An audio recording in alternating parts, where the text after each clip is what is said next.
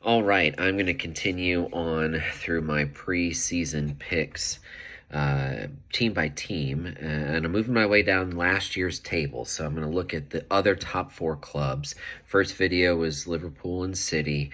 Now I'm looking at Chelsea and Spurs. Chelsea, how do you solve a mystery like Chelsea? Right now, I'm not sure Thomas Tuchel knows what his best team is, and therefore, how am I supposed to know what Thomas Tuchel's best team is? With that said, I completely understand anyone who's interested in Reece James, especially if you are willing to spend money in defense and maybe don't want to go all the way up to TAA or Cancelo. Reece James does seem like he's going to be a viable option again this season. Raheem Sterling has looked good in preseason, so I understand same type of thing. You want to spend some money in the midfield, but maybe don't want to go all the way to Salah and Son. You could look at Raheem Sterling. That seems fair to me. But at the same time, I know a lot of people are just saying, well, I'm not going to go premium at all. Let me go with Mason Mount instead. And I've had Mount at different times over the last two seasons, and I rarely am disappointed, even though he tends to be a little bit streaky in his scoring. He's one of those guys, when he starts to step into form, that's when you go to him, planning to get off of him for, after about a month or so.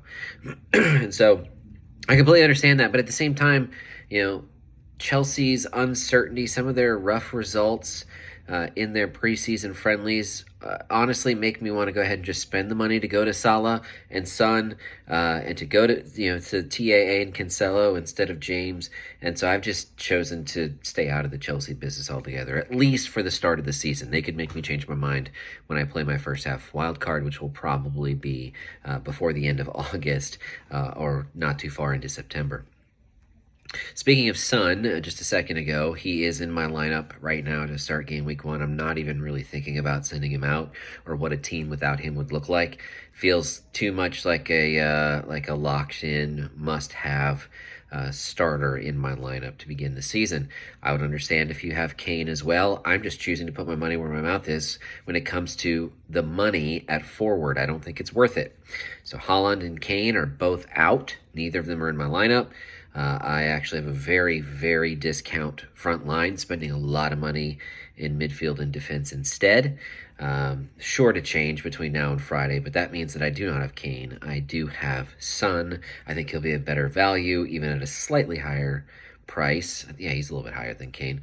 Forgot for a second what his price was. 12, I believe, to Kane's 11.5. But midfield scoring comes in much better than forward scoring does. And so I'm going to spend that extra £0.5 on Son and save my money up front. I have been looking a lot at handcuff options at goalkeeper. Lloris and Forster got my attention as my two goalkeeper options for a minute. I did not end up going there. I'm actually going with a pair of goalkeepers from another club. That's a teaser for future videos later this week. But if you've been looking at that, I don't think you're crazy. I was looking at that myself. In the end, the only Spur that I have, my avenue into the Spurs game is Son, and I'm perfectly happy with that.